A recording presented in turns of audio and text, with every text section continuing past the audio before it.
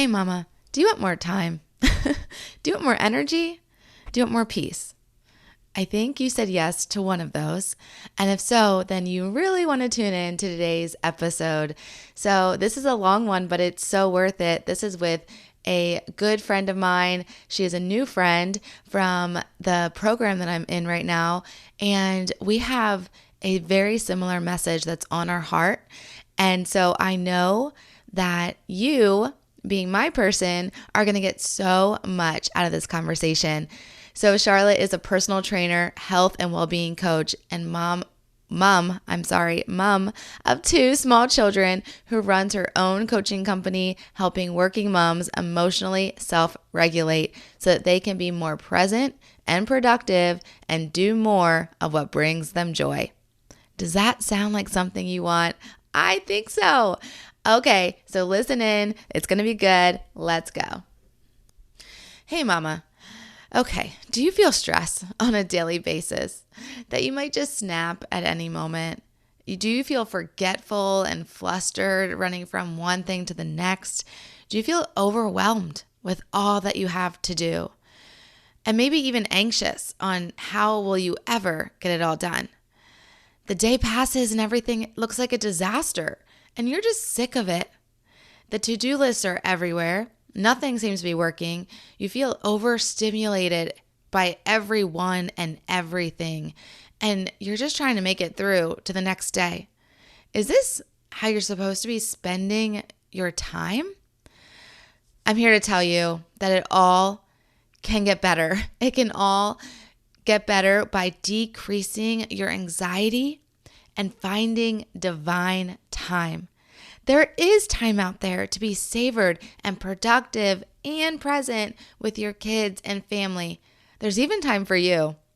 I invite you into the Find More Time workshop. I'm going to show you how to do all of this in a short 45-minute workshop that will be well worth your time. And logistically, if that time does not work for you, that's okay. Sign up anyway, and the workshop replay will come right to your inbox. You can watch on your own time and still be entered into the door prizes. Yes, it's free, but I'm giving away amazing door prizes that will help you greatly with this whole thing of lowering anxiety, lowering your stress level, finding more time and energy. Yes, the door prizes help you with that too. Mama, you can get your mental wellness in check and have more time in your life. You are not a lost cause. This is not a lost cause. You just don't know where to start. So go now to www.theshanwright.com/time. We're going to steal back the time you've been missing. I'm going to help you find that time you've been praying for. And this starts next Tuesday. If you're listening to this on Friday, this is on Tuesday, March 19th. So don't delay anymore. Go right now to www.theshanwright, right with the w.com/time. I cannot wait to see you there.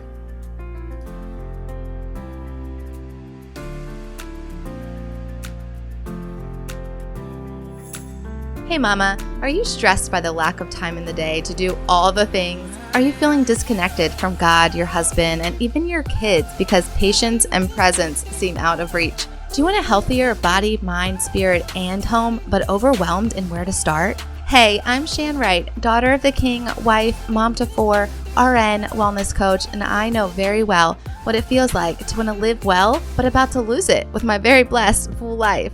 After realizing I can't pour from an empty cup, I tracked my way to whole body wellness and so much peace. If you are ready to cancel the stressed out life, learn tactical, intentional strategies as a mom wearing many hats, find more peace, confidence, and joy raising kingdom kids, then listen in. Come on, mama, together we got this. Really, God's got this. So go heat up that coffee again and turn your listening ears on. Let's chat. Welcome back to Holistic Moms. I'm so excited today because I have a special guest. This is a new friend that we have so much in common, and I'm so excited for you to hear all her wisdom on motherhood. So, Charlotte, welcome to the show. Thank you so much for having me. I'm absolutely thrilled to be here. Yes, and again, we just restarted because she is tuning from a very far away place. So tell us where you are tuning in from so that if we have any more glitches, it is totally understandable. I am in Cape Town in South Africa, so I am far away and our internet does have issues. We are in a third world country, but hopefully it'll keep us going for the next half an hour or so. Yes, yes, we're okay. This sounds good now, and we are just praying our way through it. So, I'm so glad you're with us today. Can you just share a little bit about your family, what you do, and just a little brief bio?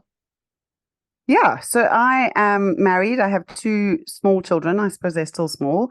Sierra is 4 and Oliver is 6. We used to live in Zimbabwe and we moved to South Africa about 7, 8 years ago because we wanted to have children in a country where my family lived and where we just felt like we could be a little bit more settled. And I used to be a personal trainer. I qualified as a personal trainer when I started up a small charity in Zimbabwe. Obviously, running a charity doesn't get you much money. So I qualified as a personal trainer. And we actually then moved to Mozambique, where I was thinking, what am I going to do when we come to South Africa? Because we kind of knew that that was the plan. And I realized how many personal training clients came to a personal training session and ended up just talking and, often wouldn't actually get much exercise done. And I just started to think about this idea of coaching and life coaching and eventually well-being coaching and how our physical bodies and our emotional well-being, our social well-being, how they are all inextricably linked and we can't leave one without the other. And so I then qualified as a health coach. And I've had more and more clients coming to me who are working mums. I'm a working mum, and getting to the point of just how do we manage ourselves as working mothers in this busy, crazy, chaotic season of our lives, and actually how can we do it so that we can enjoy it rather than it just Mhm. being something that we've got to get through. Yes. So as you can hear, she has a lot of wisdom experience and she's going to share all that. And we're going to get real deep and serious into all that stuff. So because that's where we're going, I want to start with something a little bit lighter. So I have this new idea of how I want to start the show. And it's a very simple question, but I want to tell you where it came from. So since you're the first person I'm asking this question to, as we are in the podcast world and we have little bios that we fill out here and there, whether we're going to be a guest on someone else's show or just a bio on our website. I was filling it out and I put things that I love. And one thing that I loved that I thought about was I love not just laughing, but like a really good guttural laugh, like just comes from real deep. And it was funny because I actually have a laugh that I was made fun of for, but I didn't think of it as being made fun of. Like kids just really had fun with it because it sounds like a seal barking. It sounds so funny. And it only happens when I laugh super duper hard. And as I was filling this bio out, and I was like, I love when that happens. But when was the last time that happened? I can't even remember. I honestly think it might have been last New Year's Eve, maybe, with my family. I don't know. Like, that's my last memory. And so I'm like, this has to be because this is something I love. I want to be intentional about trying to make it happen. So be around things that make you laugh. Do things with your kids that make you laugh. Like kids are so funny. And I'm like, I have 4 comedians in my house. Like, why am I not laughing harder sometimes? Right. So I want to start getting in the practice of having these deep laughs. So, anyways, I want to start with what has made you laugh lately that your kids have done? I mean, they make me laugh every day, which is just so amazing. And I mean, sometimes they make me cry too, but Yes. I just think that they say amazing things. So we have been in Zimbabwe recently, and I think that one of the things that jumps out at me when you say that, we were driving along, and Zimbabwe is pretty broken. It's, there are potholes in the roads, and my son is he likes things to be organized and neat and tidy. Yeah. And we were driving along and he had said to me, "Ah, everything's broken here, Mum." And I thought, gosh, that's quite a good observation. Anyway, we were going to visit some family friends, and I was explaining to him that they were friends of Granny and Grandpa's, and that we had grown up together. And he said, "Do you think that Granny and Grandpa are sad that they're not here with us?" So I said, "Well, yeah, possibly. They'd love to see their friends." And he said, "Well, I just don't think they'd like the state of this place."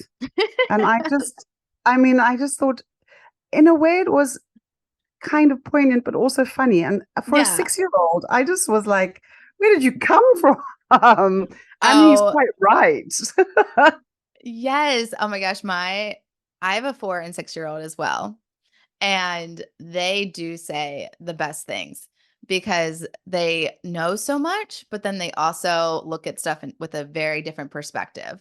So it's like with these fresh eyes. So I'm like, wow, that was really funny. Thanks for sharing that. That was fun. Okay. So into the serious stuff. But no, let's start with just your experience as being a trainer. And I know you are now a podcaster and a coach and have an amazing podcast where you are sharing all your experience, wisdom, knowledge with other working moms. So how did you get there? How did you get from point A to point B? Yeah, it's been a journey, and it certainly has been a God-led journey. It was a chaotic journey for a long time. As I say, I went to university in London to do my master's, and did my master's in social development. And so I'd gone back to Zimbabwe to set up this charity. And people have always been, in fact, my husband says that people are my hobby. And absolutely they are. People and engaging with people and learning about people has always been the thing that I love to do. So I had set up this charity, and then I got my personal training qualification, which was quite a surprise, really, because in my youth I didn't like exercise at all. And then I started rowing at university, and that kind of got me into an interest in our physical bodies and how they work. And then from there, just spending time talking to people and engaging with them past what was happening in their aesthetics, past what they looked like, past what they were doing in the gym, to what was happening in their lives. And then when we moved to South Africa, I did my coaching qualification, and I became a qualified life coach. And post that, I was still really interested in the health coaching aspect of it. Like, why do we not look after our physical health? What happens to block us when we have all of these good intentions? And so what is the psychology behind the block to looking after our physical health? And the more Yeah. I got into that, the more I was like, gosh, this is fascinating. And then I had my children. And so I had Oliver kind of part way through my coaching qualification, and I wasn't able to finish it at that point. But the thing that he taught me most was that I needed to be present, and I wasn't present, and I struggled with being present. And I had this baby who was requiring me to be present. I had these clients who were requiring me to be present, and I really wasn't. I was all over the place. I crashed cars all over the place. I did all sorts of things that I just was not here in this moment. I was always in the next moment. Yeah. And so for me, it was a personal journey of getting to the point where I could be present and where I Mhm. could be available to my children and to my clients and to myself. I got to know myself. I did this incredible journey of my inner landscape, um, which I had never really looked at before. Like, why did I feel certain things, and why did I behave in certain ways as a result of the way that I thought and felt? And yeah, I just really got to be much more accepting of myself as well in that stage.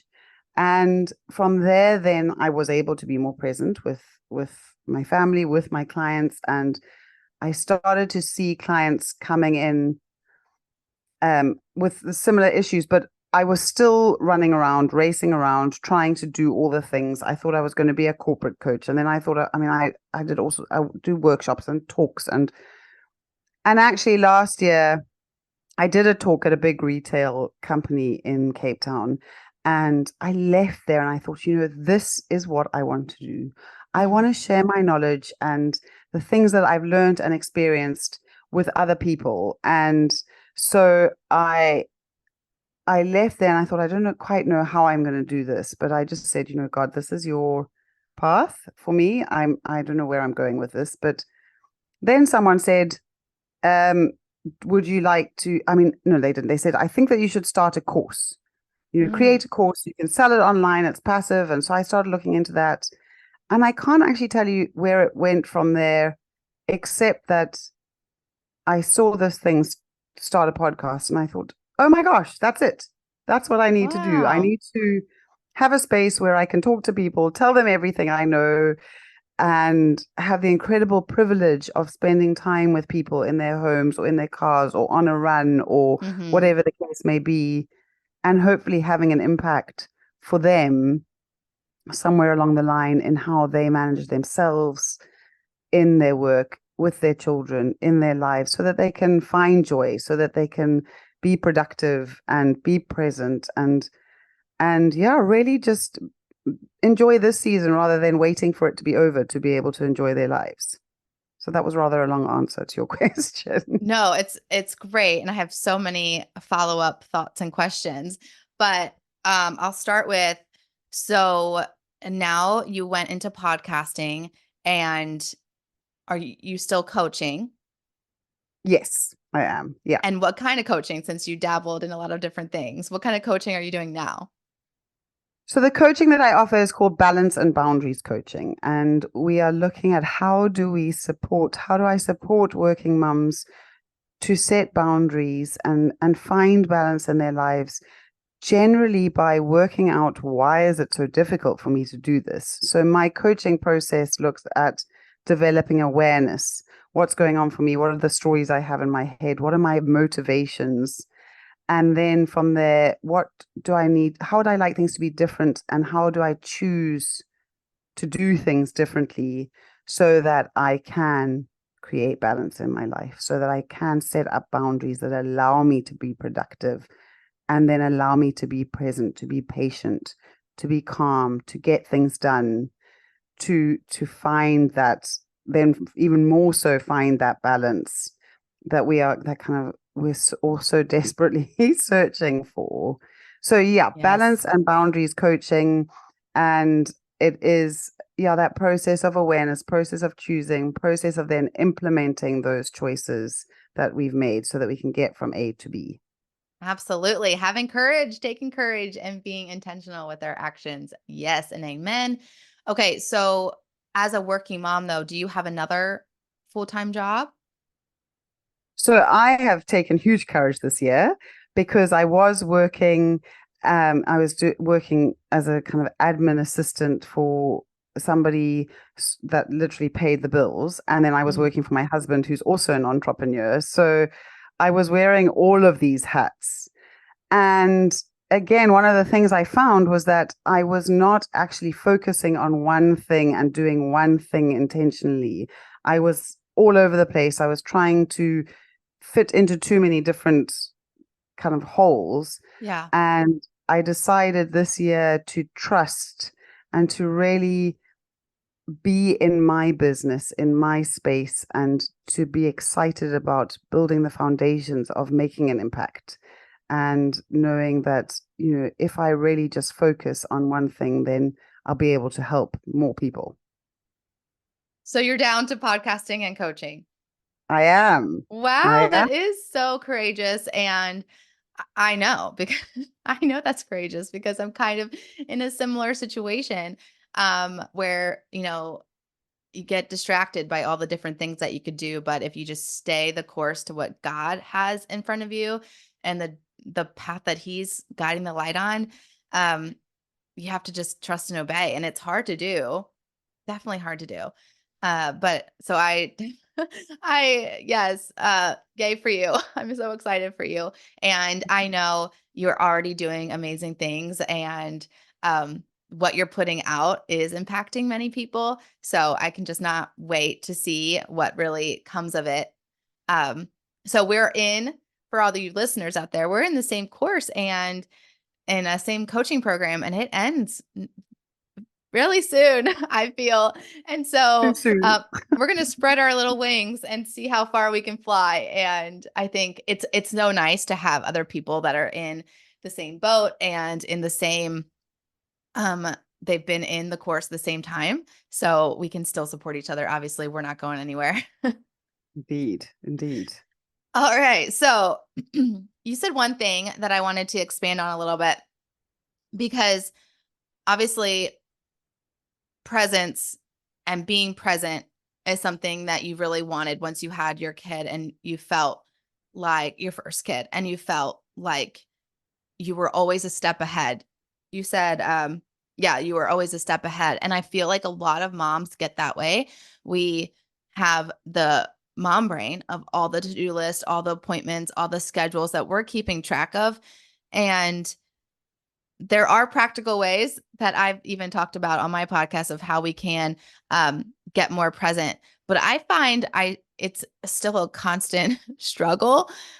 Sometimes my husband will, when we have a lot going on, um, we'll be in the same place, and he'll look at me and he'll say something and I answer, but he's actually like checking me. He's like, wait, are you really here? And I'm like, yes, right now, this time I'm here. I am present. I'm present in this moment. But he knows how I've been in the past, and he knows that I am working on this. And so I'm like, gosh, you are such a intense accountability partner. But We do need them though. we do need him. We do need him, but he definitely keeps me in check, because guys, men can I do not like this word. Compartmentalize. How do you say that? Um, Compartmentalize. yes, so much better. I struggle with that word. So much better than we can. And I also think it's because we have a lot more in our brain. So he's always checking me like, how can you be here, but your brain's not? I'm like, well, if I could let you inside my brain, maybe you would understand. But okay, so tell us, how do we stay in the moment with the kid that's right in front of us? They have a situation going on, and not think about dinner that's coming in an hour and then the errands have to come after that. Like, how do we stay right there? I think a lot of it comes from what we think we're expected to do. Mm-hmm. Mm-hmm. So, like, I kind of feel like society says, oh, women are so good at multitasking. Mm-hmm. And so we think we have to multitask. Mm-hmm. And exactly that. Oh, men can't compartmentalize. So I shouldn't talk to my husband when I look at him looking at his phone, because he's with his phone now, and so he can't be with me. And yet I think that because I'm a woman, I've been told that women multitask so well, I should be able to think about the dinner and be with you right now, and all the things that I haven't done yet, and I think actually single tasking allows us to be more present. Mm-hmm. So how do we get to single tasking? I mean, one of the reasons that I've been able to give up all of these other things that I've been doing is because I had expectations in my head about what I should be earning, for instance, Oh, yeah. and what success looked like. So Yeah. success actually looked like a financial added value at home. And so I had all these jobs because I was like, oh, well, I've got to add value here. And I can't possibly, um, only coach and be a mum and not have a steady income. And so and also make the dinner and also, do all the things. So we also think, and I can't ask for help for this because I'm meant to be the person who does all of this. Mm-hmm. And I've been told that I should be the person who does all of this. So what I learned was that I this is actually where I'm adding value right now. If I'm with my child, he needs me right now to add value in this moment. And I just had to stop my mind from wandering. And the habit is that we let our minds go to all of those things. We Yeah. let our minds go down the path of, oh, what am I going to make for supper? And maybe, oh, and I didn't actually take anything out the freezer. And oh, now I've got to go to the shop. And so we just go down that path. And actually, if we stop ourselves and we say, I need to be present right here, right now, because this is important. And part of that stopping ourselves is also getting out of that panic of, oh, I don't have anything for supper. And what's he going to think about me because I haven't made the best supper? What are they all going to think about me because I haven't done whatever I thought I was meant to do? But Mm-hmm. actually, it's what am I going to think about myself because I haven't Mm-hmm. made the perfect supper or asked for help or Mm. whatever the case may be. So I have learned to shift into a space of calm so that I can choose what I think about. And if I find myself going down a rabbit hole of all the to do lists, then I say, okay, yes, those things do need to be done. And then when I am in that space of doing those things, I can be productive with them because I know I've been present with my child Yes. or vice versa. Yes. That's so good.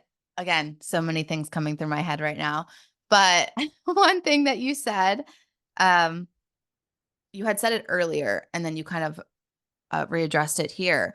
It was that a lot of our stress comes from these stories we have in our head, or I like to say lies that are in our head, and they're layers deep. They're not just on the surface. I don't have anything prepared for dinner.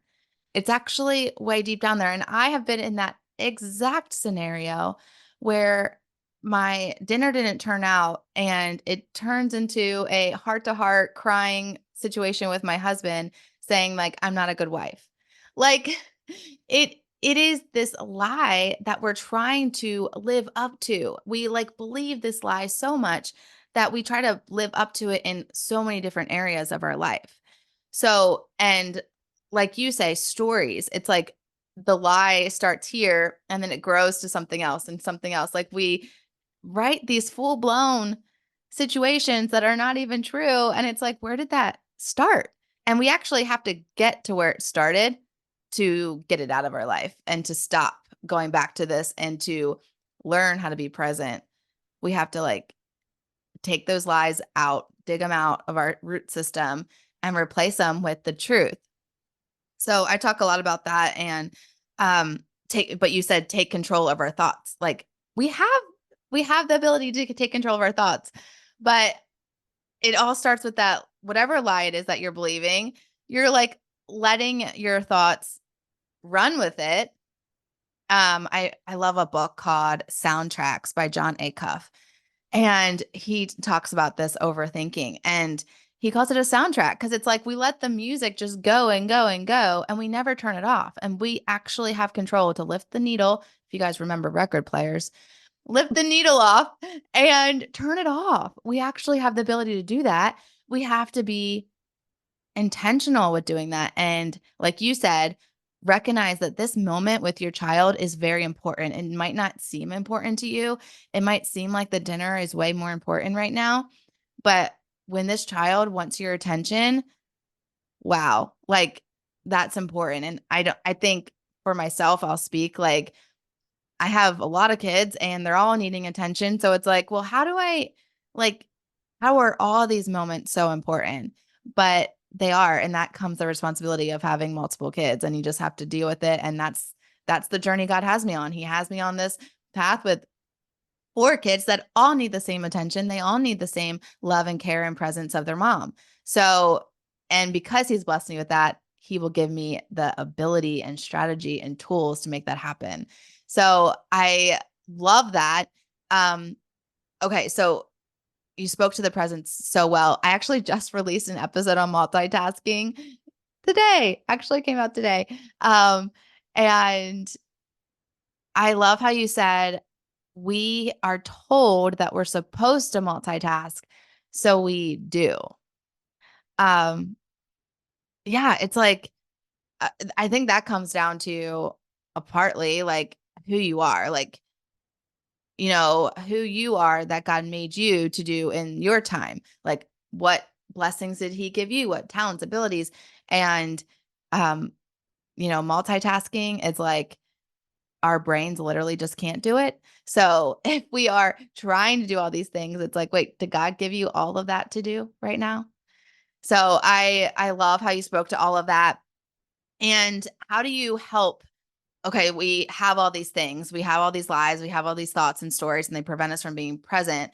And they also turn into stress. So like we have this anxiety, this stress, this feeling, these feelings of how do I do all this? And I know I want to be more present. I know I need to work on these things. I need to work on these stories in my head. I need to do all this, but this is leading to me feeling that I'm still stressed out now that I have even more to do and work on. So how do we work on the feelings and side of it?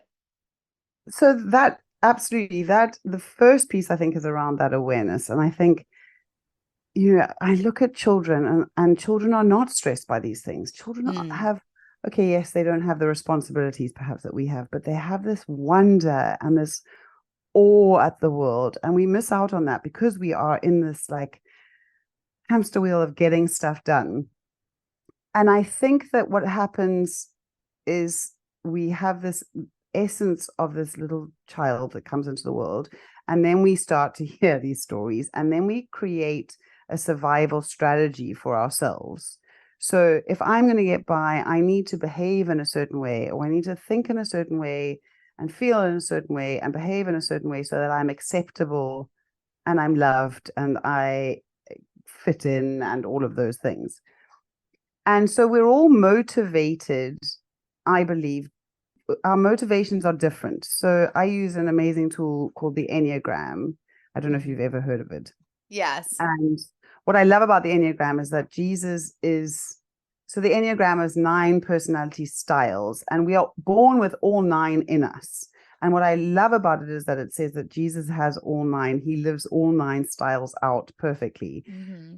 And if we are made in the image of God, then we have all 9 in us as well.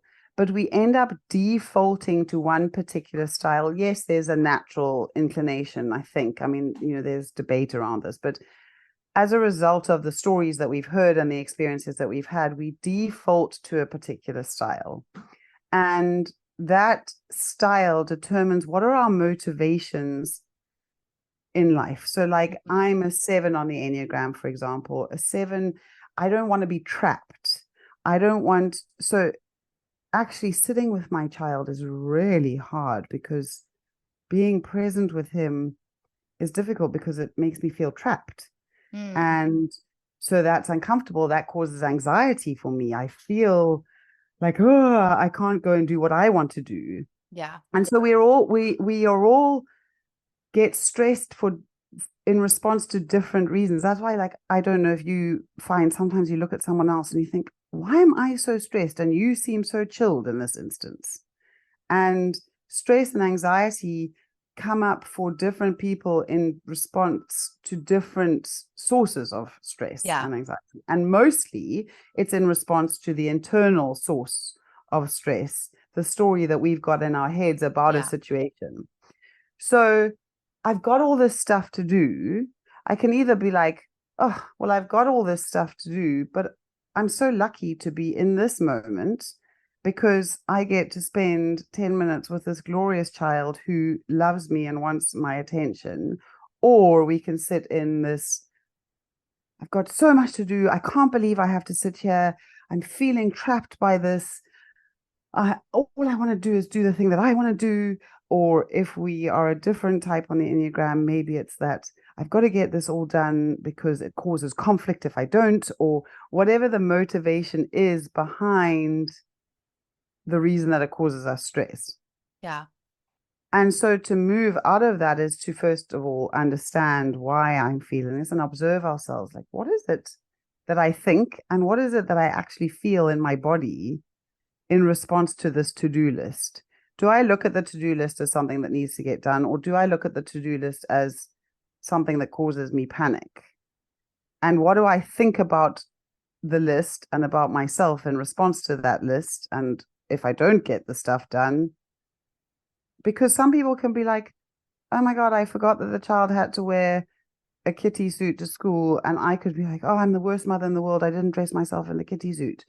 You know, how we respond to the things that need doing are so different. Yeah.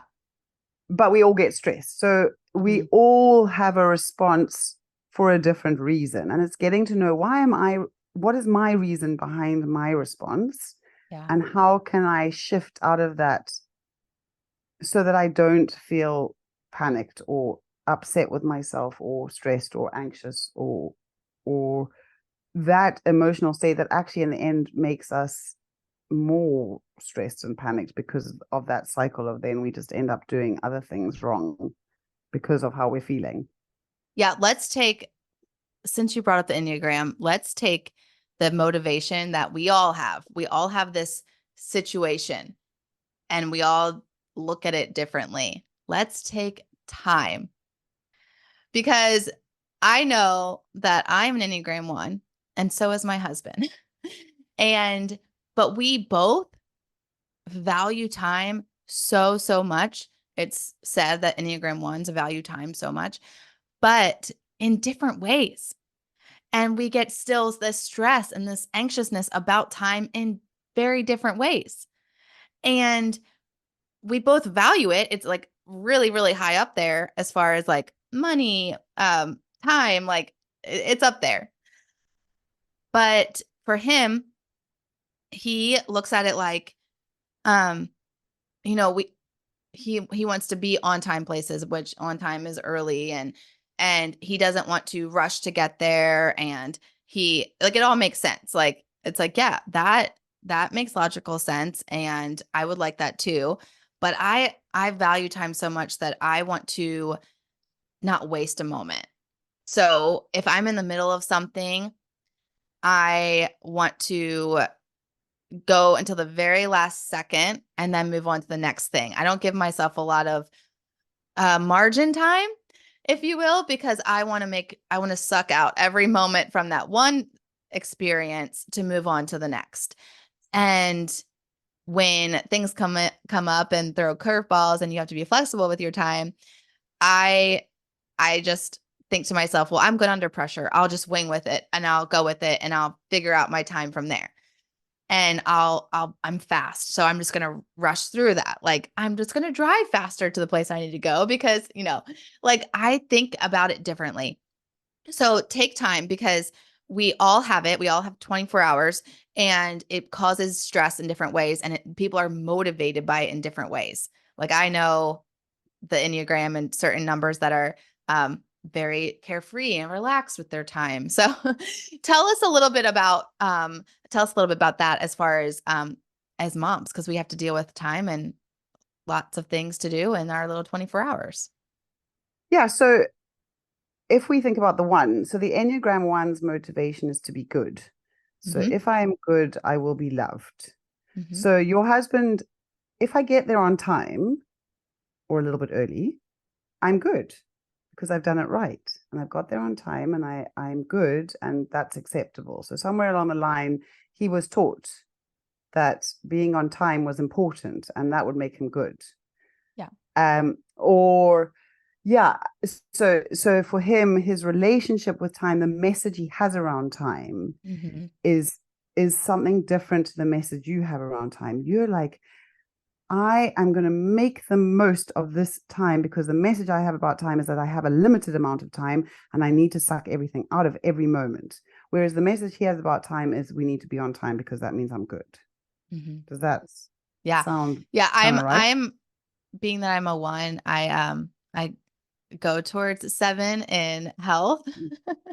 So I'm like, oh, I want to have all the fun and enjoy all of this that I can in this moment. I don't like, leaving a moment that is really good, that is really fun, like he's like, Shannon, why are we always the last to leave? I'm like, because we're enjoying this time. I don't want it to end.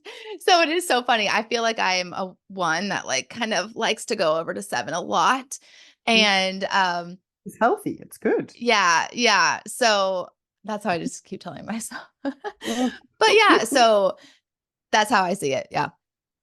Yeah, and so the the motivation, like for an 8, time is money, in some respect. And this is my time, and my time is very precious. And if you come into my time, that is disrespectful, might be the story that they have around time. Mm-hmm. So, um, a 7, exactly that. Like, I've got this limited amount of time and I need to get all of this stuff done because I want to have fun.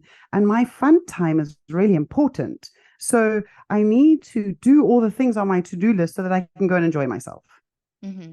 Whereas a 2, who's a considerate helper, might be feeling like, well, everybody needs me. Everybody needs something from me. So you've got your time here, and you've Mm-hmm. got your time here, and you've got your time here, because don't forget about that person who needs me over there.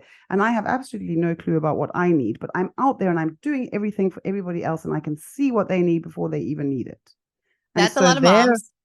and that's a lot of mums. And, we take on this role of helper. And I also kind of feel like the story about mums is that you should be fulfilling all of these needs all the time. Yes. And we have these little bosses running around telling us all the things that we should be doing. Yes. And so again, we have the story, like I should be able to fulfill all these needs. And if I'm not fulfilling all these needs, what does that mean about me as a Mm-hmm. mother? Mm-hmm. And the thing that comes from birth, did you have a natural birth or did you have a Caesar? Did you breastfeed or didn't you? All these expectations, all these stories that we have about what it means to be a good mother. Yeah. And so then we struggle with time because we don't ask for help, because of the story that comes with asking for help. I'm weak if I ask for help, or I shouldn't ask for help because then I'm not doing the best mothering. Or, as you say, it's so deep and it's so multi-layered. Yeah. And, to get to that point where we can then start to put those boundaries in place around time is massive. And and part of it comes from shifting the expectation, or what I often work with people is, what is my perception of what their perception is of me? Because we have a Mm-hmm. perception of what the world perceives us to be that's generally completely different to what the world actually perceives us to be. And the only thing that matters is what God perceives us to be. Completely.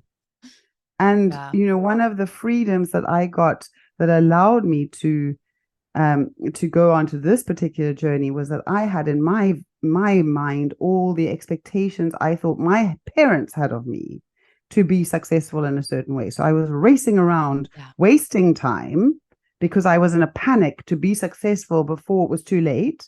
And I was running around doing all of these things because I had an expectation of what they thought would be a worthwhile life. And then I went to see them and I had a conversation with them.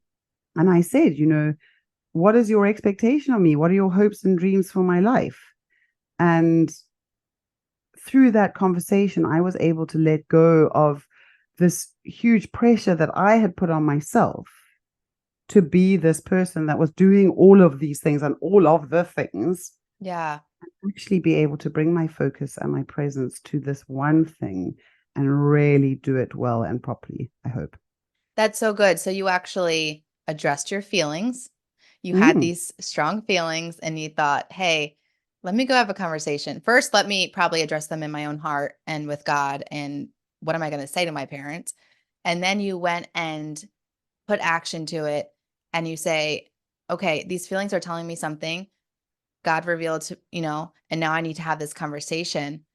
And that led to more time, right? absolutely. So I actually am having a find more time workshop next week. And friends on this podcast already heard a invite to it in the beginning. But the tagline is decrease your anxiety and create more time. Anxiety is a strong feeling that we feel in a lot of different ways. And we might not even always label it anxiety. We might label it stressed out. We might label it overwhelmed. We might label it just this angst that we feel inside. We might not put it as anxiety, but that's the word I chose for the tagline. But it's this concept of exactly what you're talking about. Decreasing these strong emotions that we're feeling so we can create more time in our life. And how we do that is what you did. You addressed the feeling. You took action. You took courage. Was that easy to talk to your parents? No, it was Yeah. for both parties. I mean, I think it was tricky. It was vulnerable. Yeah. Yeah. And so vulnerability takes a ton of courage, as we know. And so anytime we can have like an intimate conversation with someone, that is courageous. And what do you do in these close, intimate conversations is you reveal your feelings. So it all comes down to that emotional um, regulation. That's your word. So share with us um, what you do to what do you help your clients do to have emotional regulation?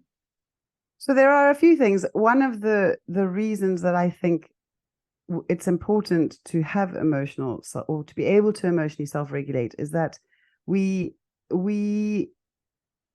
as cavemen, we had these brains that worked a certain way, and we are no longer cavemen, but our brains have not developed as the world has developed. So where we used to come across a tiger in our paths and we got into fight or flight and we ran away from that tiger without thinking, we are faced with tigers every day, but they are financial stress or a boss who's shouting at you, or parents who you think you should be something, or children screaming, or all of these things.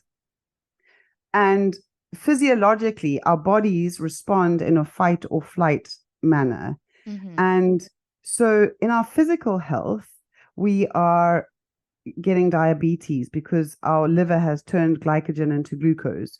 We are getting heart problems because our heart is suddenly pumping to give us the oxygen through our bodies to get away from this tiger. We have high blood pressure. We have all of these illnesses, all of these physiological diseases that are coming as a result of being in a stress response all the time. Right. So we need to change our physiology. We need to shift out of that fight or flight response into a state of calm, into a more energy giving state, because also being in that fight or flight response is exhausting. Yeah. So we are changing our physiology. And the first way to do that is to change the way that we breathe, because we also think that we need to take deep breaths. You know, people say, take a deep breath and you'll feel better. Well, you know, there are 12 elements to breath. And the first two elements that we need to focus on are actually the rhythm and the smoothness of our breath. So if we can change the rhythm and the evenness, should I say, so breathing in for 4 counts, breathing out for 4 counts, but smoothly, not like, but smooth, rhythmic breathing, that immediately changes the electrical energy of our heart. And that changes the physiological response that we're having to this threat. Yeah. The reason that I believe it gives us more time is because when we are in fight or flight, we don't have access to our prefrontal cortex anymore. I love the idea that we give ourselves a DIY prefrontal lobotomy. We become toddlers when we are in that state. We cannot think clearly. We make mistakes. We drop things. And then we go back and we have to do it all over again. I mean, I think about leaving the house in the morning. You are flustered, you're frenetic, no one's getting in the car. Then you've forgotten your sunglasses, or you've forgotten your phone, or you've forgotten something, and then the child's forgotten something. And I mean, we all know this story. Yes. The more that we are in that flustered state, the longer it takes us to get to work. or to Mm-hmm. school or into Mm-hmm. the car. But if we are in a calm state, we can stand there, we can think logically, rationally. What do I need for today? What do the children need for today? I've got all of my things together. We can go and get in the car. We can all get in the car calmly because I'm calm. I co-regulate with my children, which means that they stay calm. The heart, the impulse of our heart reaches a meter outside of our body. So if I'm Yeah. frantic and chaotic, my children are going to be frantic and chaotic, or my Yes. team is going to be frantic and chaotic. My dog is going to be, I mean, the research shows how even animals respond.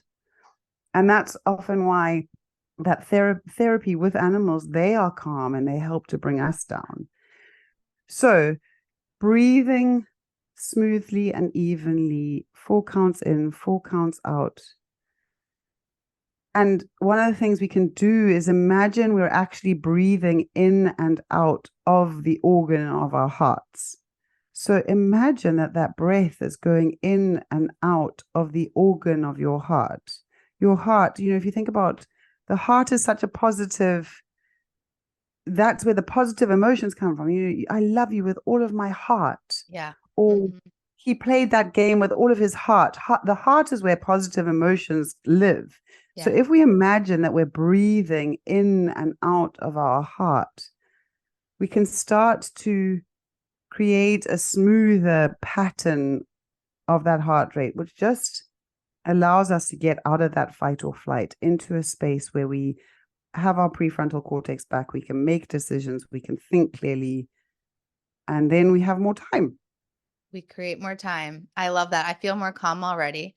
Um, oh, that was so good. So, yes, I hope everyone wrote that down. Breathe slowly and 4 counts and calmly and picture it. If you need to Google what a heart looks like, that might help. And actually you can Google blood pumping through the heart. Cause I think that's what and actually I've thought about that before. I didn't know it was really helping me, but they have this little graphic where it's like the red blood, or the blue blood goes in and then it gets oxygenated and then it comes out and it's red and then it flows. So it's like, that's what's happening as your blood is circulating through your heart. And so, that was so good. Okay. So yes, I'm having this workshop and that's what we're going to do is we're going to learn how to decrease our emotions and lower our stress level so that we can find that time, create that time, be more productive and calm all at the same time. So I love that you teach that too. I love that you coach that too. You're such a wealth of wisdom. Can you share with our listeners where they can find you? Yes, absolutely. So my podcast is called The Managing Mum. That's MUM for mum in South Africa. Well, that's how I say it, but I know that a lot of people spell it MOM. So if you're looking for it, The Managing Mum podcast, which is on all podcast platforms. And my website is www.charlottehaggie.com, or I'm on Instagram and Facebook at Charlotte Coaches. Okay. And I will put all those in the show notes as well if people didn't catch the spelling. But Charlotte, it has been such a pleasure. Thank you so much for sharing with our moms today of how they can manage their time more, manage their busy life with more presence and productivity. It has been so great. Thanks for coming. Thank you so much for having me. It's been fabulous. Hey, Wellness Warrior, I pray that blessed you. And if so, it would bless me big if you would write a 5-star review and subscribe on Apple Podcasts. Not only would this make me super happy, but it will allow for others to find this show too. Also, I love to chat over on Instagram, so make sure to take a screenshot, share to your Instagram stories, and tag me at the Shan so I can see it and we can keep chatting and bring other moms to chat with us. Until we get to chat again, mama friend, may the Lord's face shine upon you and give you peace.